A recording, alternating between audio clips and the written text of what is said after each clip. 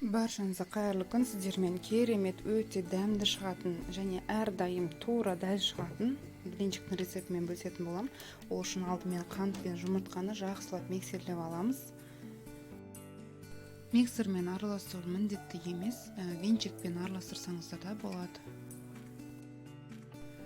Осы массамыз 2 есе көтеріліп көпіргенше миксерлейтін боламыз. Және де сүтімізді қосып, бір араластырып жібереміз. Оның үстіне електен өткен ұнымызды қосамыз. Ұнымыздың жартысын қосып көреміз. Және де соданы бірге қосып араластырамыз.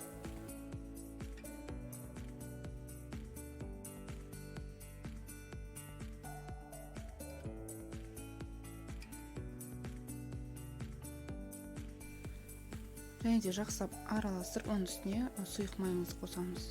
Бір келкі қамыр болғанша араластырамыз, және де біздің қамырымыздың консистенциясы тура осындай сұйық болуы қажет.